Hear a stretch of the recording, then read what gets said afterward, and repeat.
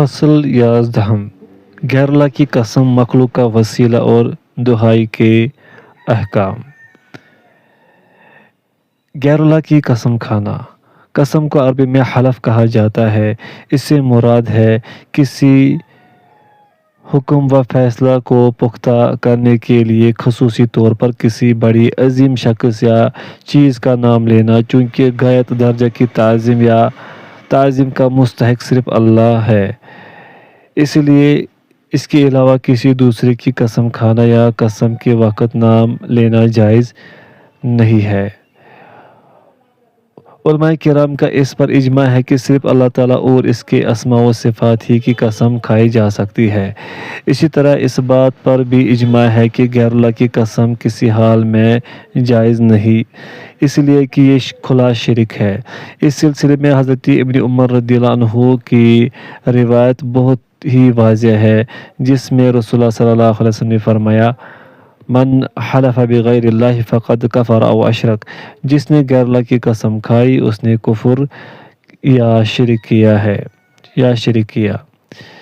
شرک اصغر شرک اکبر بن جاتا ہے۔ یہ شرک اصغر ہے، لیکن اگر جس کی قسم کھائی جائے وہ قسم کھانے والے کے نزدیک بہت ہی معزز ہستی ہو اور اس کے نزدیک اس کی عبادت جائز ہو تو اس کی قسم کھانا شرک اکبر ہے، جیسا کہ آج ہمارے قبر پرستوں کا حال ہے۔ یہ لوگ صاحب قبر سے جتنا ڈرتے ہیں اتنا اللہ تعالیٰ سے نہیں ڈرتے اور اس کی اتنی تعظیم کرتے ہیں کہ اللہ تعالیٰ کی نہیں کرتے، لہٰذا ان میں سے کسی کو اگر کسی ولی کی قسم کھانے کا کہا جائے تو اس کی قسم نہیں کھاتا جب تک وہ اپنی قسم میں سچا نہ ہو، اور اگر اللہ تعالیٰ کی قسم کھانے کا کہا جائے تو کھا لیتا ہے، اگرچہ وہ جھوٹا ہی کیوں ہو۔ دراصل جس کی قسم کھائی جاتی ہے اس کی بے حد تعظیم و تکریم ہوتی ہے، اور اس طرح کی تعظیم اور تکریم صرف اللہ تعالیٰ ہی کو زیب دیتی ہے۔ قسموں کی حفاظت کرو۔ اللہ تعالیٰ کی قسم کھانے میں بھی بہت زیادہ احتیاط برتنے کی ضرورت ہے اور ہر جگہ اور ہر موقع پر اس کا استعمال نہیں کرنا چاہیے۔ اللہ تعالیٰ کا ارشاد ہے: وَلَا تُطِعْ كُلَّ حَلَّافٍ مَّهِينٍ، اور کسی ایسے شخص کے کہے میں نہ آ جانا جو بہت قسمیں کھانے والا ذلیل ہے۔ سورۃ القلم آیت نمبر 10۔ نیز فرمایا: وَاحْفَظُوا أَيْمَانَكُمْ، اور اپنی قسموں کی حفاظت کرو۔ سورۃ المائدہ آیت نمبر 89۔ یعنی بوقت ضرورت اور سچائی ونیکی کے معاملہ ہی میں قسم کھاؤ، اس لیے کہ بہت زیادہ قسم کھانا اور جھوٹی قسم کھانا اللہ تعالیٰ کے ساتھ مذاق کرنے کے مترادف ہے، جو کمال توحید کے سراسر خلاف ہے۔ ایک حدیث میں رسول اللہ صلی اللہ علیہ وسلم نے فرمایا: ثلاثۃ لا یکلمہم اللہ ولا یزکیہم ولہم عذاب علیم۔ 3 اشخاص سے اللہ تعالیٰ بات نہیں کرے گا اور نہ انہیں پاک و صاف کرے گا، اور ان کے لیے دردناک عذاب ہوگا۔ اسی طرح اسی حدیث میں آگے یوں آیا ہے: وَرَجُلٌ جَعَلَ اللَّهَ بِضَاعَتَهُ لَا يَشْتَرِي إِلَّا بِيَمِينِهِ لَا يَبِيعُ إِلَّا بِيَمِينِهِ، اور وہ شخص جس نے اللہ تعالیٰ کو اپنا سامان فروختنی بنا لیا، لہٰذا وہ جب کچھ بیچتا ہے تو اس کی قسم کھا کر اور خریدتا ہے تو اسی کی قسم کھا کر۔ زیادہ قسم کھانے کی جو وعید آئی ہے اس سے صاف پتہ چلتا ہے کہ زیادہ قسم کھانا حرام ہے، تاکہ اللہ تعالیٰ کی ذات گرامی اور اسماء و صفات مقدسہ کی تعظیم و تکریم مخدوش نہ ہو۔ اسی طرح اللہ کی جھوٹی قسم کھانا بھی حرام ہے، اسے یمین غموس بھی کہا جاتا ہے۔ اللہ تعالیٰ نے منافقوں کے وصف میں فرمایا ہے کہ یہ لوگ حقیقت حال سے واقف ہونے کے باوجود جھوٹی قسم کھاتے ہیں۔ خلاصہ کلام: پوائنٹ فرسٹ، غیر اللہ جیسے کعبہ مشرفہ یا نبی کریم صلی اللہ علیہ وسلم کی قسم کھانا حرام ہے اور شرک بھی۔ پوائنٹ سیکنڈ، جان بوجھ کر اللہ تعالیٰ کی جھوٹی قسم کھانا بھی حرام ہے اور اسے یمین غموس کہتے ہیں۔ پوائنٹ تھرڈ، اللہ تعالیٰ کی بکثرت قسم کھانا حرام ہے، چاہے قسم سچی ہی کیوں نہ ہو، اس لیے کہ بلا ضرورت قسم کھانا اللہ تعالیٰ کے ساتھ مذاق کرنا ہے۔ پوائنٹ فورتھ، ضرورت کے وقت سچائی کے موقع پر اللہ تعالیٰ کی قسم کھانا جائز ہے۔ وسیلہ اور اس کی اقسام۔ اللہ کے تقرب کے لیے مخلوق کا توسل۔ توسل کے معنی کسی چیز سے قریب ہونے اور پہنچنے کے ہیں اور وسیلہ قربت کو کہتے ہیں۔ اللہ تعالیٰ کا ارشاد ہے وَابْتَغُوا إِلَيْهِ الْوَسِيلَةَ، اور اس کا قرب حاصل کرنے کا ذریعہ تلاش کرتے رہو۔ سورۃ المائدہ آیت نمبر 35۔ تو وسیلہ کا مطلب ہوا اللہ تعالیٰ کی خوشنودی حاصل کر کے اس سے قریب ہونا۔ وسیلہ جو جائز ہے۔ مشروع وسیلہ کی بھی چند اقسام ہے۔ الف، اللہ تعالیٰ کے اسماء و صفات کے ذریعے اس کا تقرب حاصل کرنا، جیسے کہ اللہ تعالیٰ نے ہمیں حکم دیا۔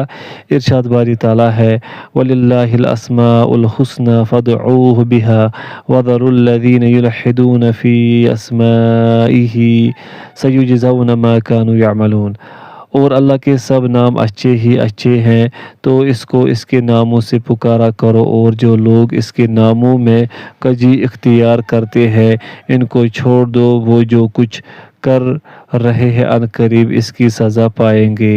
سورۃ الاعراف آیت نمبر 180۔ سابقہ ایمان اور ان اعمال صالحہ کے ذریعے اللہ تعالیٰ کی قربت حاصل کرنا جنہیں وسیلہ چاہنے والا بجا لا چکا ہے۔ اہل ایمان کے بارے میں اللہ تعالیٰ نے ہمیں یہ خبر دی ہے، وہ کہتے ہیں ربنا اننا سمعنا منادیا ینادی للایمان ان آمنوا بربکم فآمنا ربنا فاغفر لنا ذنوبنا وکفر عنا سیئاتنا وتوفنا مع الابرار۔ اے ہمارے پروردگار، ہم نے ایک ندا کرنے والے کو سنا کہ وہ ایمان کے لیے پکار رہا تھا کہ اپنے پروردگار پر ایمان لے آؤ، تو ہم ایمان لے آئے۔ اے ہمارے پروردگار، ہمارے گناہ معاف فرما اور ہماری برائیوں کو ہم سے محو کر اور ہم کو دنیا سے نیک بندوں کے ساتھ اٹھا۔ سورہ آل عمران آیت نمبر 193۔ اور جیسا کہ ان تین اشخاص کے متعلق حدیث میں آیا ہے جن پر چٹان کھسک آئی تھی اور ان کی غار کا دروازہ بند ہو گیا تھا، وہ نکل نہیں پا رہے تھے، لہٰذا انہوں نے نیک اعمال کا توسل اختیار کیا، جس کے نتیجے میں اللہ تعالیٰ نے ان سے چٹان کو کھسکا دیا اور وہ اس سے نکل آئے۔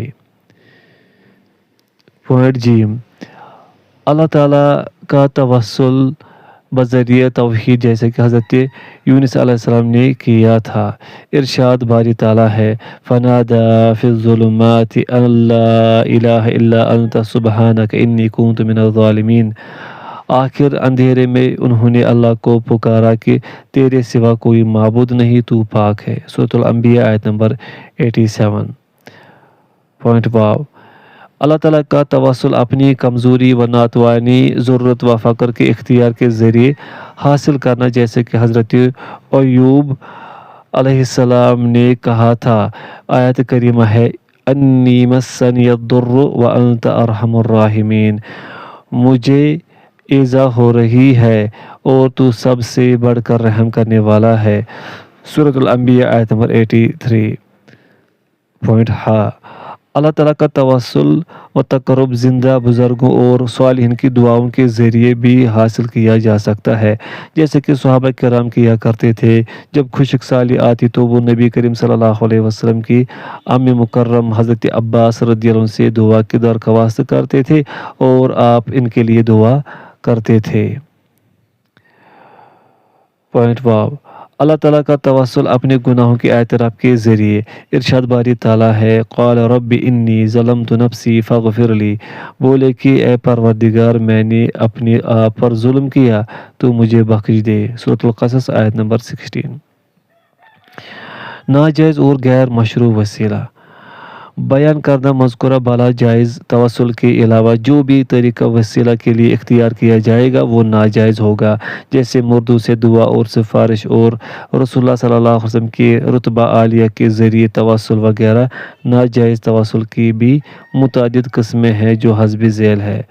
مردوں سے مانگنا، اس لیے کہ مردہ دعا پر قدرت نہیں رکھتا ہے جیسا کہ وہ زندگی میں رکھتا تھا، لہٰذا مردوں سے سفارش طلب کرنا بھی جائز نہیں ہے، اس لیے کہ حضرت عمر بن الخطاب، حضرت معاویہ اور دیگر صحابہ کرام رضی اللہ عنہم خشک سالی کے موقعوں پر استسقاء کے لیے سفارش اور وسیلہ کے لیے انہی حضرات کے پاس گئے جو اس وقت زندہ تھے، جیسے حضرت عباس رضی اللہ عنہ، حضرت یزید بن الاسود وغیرہ ہما۔ لیکن صحابہ کرام رضی اللہ عنہم نے کبھی بھی رسول اللہ صلی اللہ علیہ وسلم کی وفات کے بعد آپ صلی اللہ علیہ وسلم کے روضہ اطہر کے پاس یا روضہ اطہر کے باہر استسقاء کی درخواست نہیں کی، بلکہ دوسری زندہ ہستی کی خدمت میں گئے، جیسے حضرت عباس رضی اللہ عنہ، یزید رضی اللہ عنہ وغیرہ ہما۔ ایسے ہی ایک موقع پر حضرت عمر رضی اللہ عنہ نے یہ دعا کی تھی، اے اللہ، ہم پہلے اپنے نبی کے ذریعے تیری قربت چاہتے تھے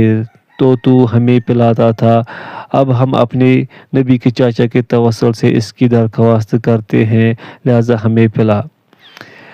یہاں حضرت عمر رضی اللہ عنہ نے رسول اللہ صلی اللہ علیہ وسلم کی جگہ پر حضرت عباس رضی اللہ عنہ کا توسل اختیار کیا، اس لیے کہ رسول اللہ صلی اللہ علیہ وسلم کی وفات کے بعد رسول اللہ صلی اللہ علیہ وسلم کا توسل جائز نہیں تھا۔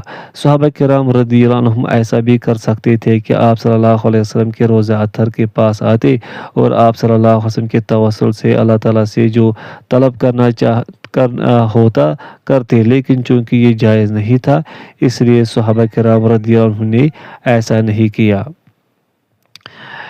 لہٰذا جب صحابہ کرام رضی اللہ عنہم نے ایسا نہیں کیا تو اس سے بخوبی واضح ہو جاتا ہے کہ مردوں کا توسل اختیار کرنا صحیح نہیں ہے، نہ ان کی دعا کے ذریعے اور نہ ان کی سفارش کے ذریعے ہی۔ اگر توسل و سفارش اور دعا کے معاملے میں مردہ اور زندہ برابر ہوتے تو صحابہ کرام رضی اللہ عنہم کبھی بھی رسول اللہ صلی اللہ علیہ وسلم کو چھوڑ کر آپ کے عم مکرم حضرت عباس رضی اللہ عنہ کا وہ وسیلہ نہ پکڑتے، جو بہرحال آپ صلی اللہ علیہ وسلم کے رتبہ بلند کو نہیں پہنچ سکتے تھے۔ رسول اللہ صلی اللہ علیہ وسلم یا کسی دوسرے کے مقام و منصب سے توسل، اس سلسلے میں جو حدیث بیان کی جاتی ہے وہ یوں ہے، اِذَا سَأَلْتُمُ اللَّهَ فَاسْأَلُوهُ بِجَاهِي فَإِنَّ جَاهِي عِندَ اللَّهِ عَظِيمٌ۔ جب تم اللہ تعالیٰ سے کچھ مانگو تو میری جاہ و عزت کے وسیلہ سے مانگو، اس لیے کہ میری جاہ و منزلت اللہ تعالیٰ کی نزدیک بہت زیادہ ہے۔ یہ حدیث سراسر موضوع اور جھوٹی ہے، معتبر کتب حدیث میں نہیں ملتی اور نہ کسی محدث اور عالم دین نے اسے حدیث کہا ہے، لہٰذا اس کی بنیاد پر کوئی عمل جائز نہیں ہے، اس لیے کہ عبادات کے اس بات کے لیے قرآن و حدیث میں کسی صریح دلیل کی ضرورت ہوئی ہے۔ مخلوق میں سے کسی کی ذات کا توسل، یہ توسل بھی جائز نہیں، اس لیے کہ یہ کھلا شرک ہے۔ اللہ تعالیٰ تک پہنچنے کے لیے کسی بندے کا وسیلہ پکڑنا صحیح نہیں ہے۔ اسی طرح اللہ تعالیٰ نے مخلوق سے سوال کو دعا کی قبولیت کا سبب نہیں بنایا اور نہ اپنے بندے کے لیے اسے جائز ہی قرار دیا ہے۔ مخلوق کا توسل کیوں جائز نہیں؟ اولاً اللہ تعالیٰ پر کسی کا کوئی حق نہیں، بلکہ اللہ تعالیٰ کا اپنے بندوں پر بے شمار فضل و احسان ہے۔ ارشاد باری تعالیٰ ہے، وَكَانَ حَقًّا عَلَيْنَا نَصْرُ الْمُؤْمِنِينَ، اور مومنوں کی مدد ہم پر لازم تھی۔ سورۃ الروم آیت نمبر 47۔ اطاعت گزار کو جو جزا ملتی ہے وہ اللہ تعالیٰ کے فضل و انعام سے ہے، یہاں بدلہ و عوض کا معاملہ نہیں ہوتا جیسے کہ مخلوق کے مابین عام طور سے ہوتا ہے۔ ثانیاً اللہ تعالیٰ کی طرف سے اپنی مخلوق کو فضل و انعام کا جو حق پہنچتا ہے یہ خصوصی حق ہے، غیر کا اس سے کوئی تعلق نہیں ہوتا، لہٰذا اگر کوئی غیر مستحق شخص کے توسل سے یہ حق حاصل کرنا چاہے تو یہ ایک بیرونی معاملہ سے توسل چاہنے والا معاملہ ہوگا اور یہ عمل اس کو کچھ فائدہ پہنچانے والا نہیں۔ جہاں تک اس حدیث کا تعلق ہے جس کے الفاظ یہ ہے، میں سائلن کے حق کے ذریعے سوال کرتا ہوں، تو یہ حدیث بھی صحیح نہیں ہے، یہ سب محدثین کے نزدیک ضعیف ہے، جیسے کہ بعض محدثین نے فرمایا۔ جس حدیث کا درجہ یہ ہو اس کو عقیدہ جیسے اہم معاملہ میں دلیل بنانا صحیح نہیں ہے۔ پھر اس میں کسی خاص شخص کے حق کا تذکرہ نہیں ہے، بلکہ عام طور پر سائلین کے حق کا واسطہ دیا گیا ہے، اور سائلین کا حق ہے کہ ان کی مرادیں پوری ہوں جیسے اللہ تعالیٰ نے ان سے وعدہ فرمایا ہے۔ پھر یہ ایسا حق ہے جسے اللہ تعالیٰ نے خود سے اپنے اوپر واجب قرار دیا ہے، کسی دوسرے نے اللہ پر واجب قرار نہیں دیا، لہٰذا اس سے توسل حاصل کرنا خود اللہ تعالیٰ کے سچے وعدہ کے ذریعے توسل حاصل کرنا ہے، نہ کہ کسی مخلوق کے حق کے ذریعے۔ مخلوق کو پکارنے اور اس سے مدد چاہنے کی شرعی حیثیت۔ استعانت کہتے ہیں مدد چاہنے اور کسی معاملہ میں کسی سے تائید و تقویت حاصل کرنے کو۔ استغاثہ کہتے ہیں کسی پریشانی و شدت کو دور کرنے کی درخواست کرنے کو، لہذا مخلوق سے استعانت و استغاثہ کی دو قسمیں ہیں۔ جائز استعانت جتنا مخلوق کے بس میں ہے اتنا ہی اس سے طلب کیا جائے، یہ جائز ہے۔ ارشاد باری تعالیٰ ہے وَتَعَاوَنُوا عَلَى الْبِرِّ وَالتَّقْوَىٰ، اور نیکی اور پرہیزگاری کے کاموں میں ایک دوسرے کی مدد کیا کرو۔ سورۃ المائدہ آیت نمبر 2۔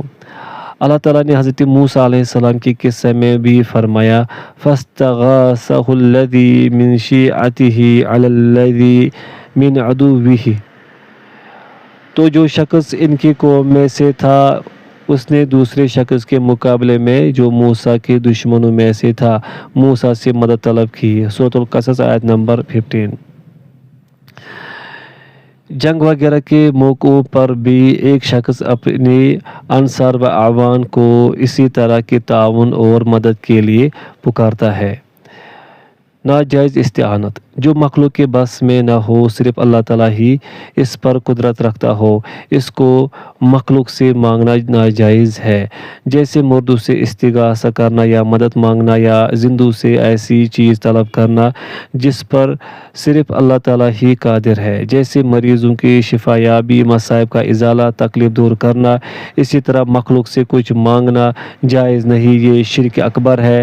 رسول اللہ صلی اللہ علیہ وسلم کے عہد مبارک میں ایک منافق مسلمانوں کو بہت پریشان کیا کرتا تھا۔ منافق کی شرارت دیکھ کر ایک مسلمان نے کہا چلو اس منافق کے سلسلے میں رسول اللہ صلی اللہ علیہ وسلم سے استغاثہ کرے۔ یہ سن کر آپ صلی اللہ علیہ وسلم نے فرمایا انہ لا یقام لی انما یقام للہ تبارک و تعالی، مدد طلب کرنے کے لیے میرے لیے نہیں کھڑا ہوا جا سکتا بلکہ صرف اللہ تبارک و تعالی کے لیے۔ رسول اللہ صلی اللہ علیہ وسلم نے اپنے حق میں اس طرح کے الفاظ استعمال کرنے کو ناپسند فرمایا، جبکہ آپ صلی اللہ علیہ وسلم اس پر قادر تھے، لیکن صرف توحید خالص کی حفاظت اور شرک کی راہوں کو بند کرنے کے لیے اور اپنی رب کے سامنے تواضع انکساری اور اپنی امت کو اقوال و افعال میں وسائل شرک سے بچانے کے لیے آپ نے ایسا فرمایا۔